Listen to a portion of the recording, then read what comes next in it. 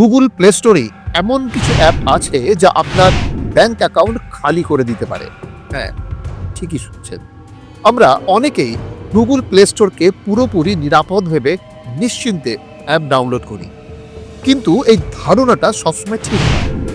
আপনার আমার মতো সাধারণ ব্যবহারকারীরাও প্লে স্টোর থেকে অ্যাপ নামিয়ে বড় ধরনের আর্থিক বা মানসিক ক্ষতির শিকার হচ্ছে।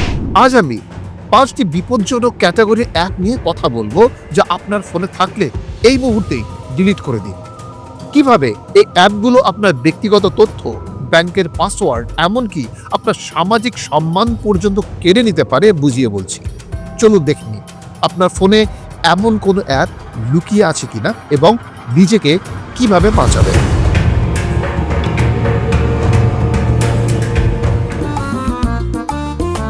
চ্যানেল সাবস্ক্রাইব করুন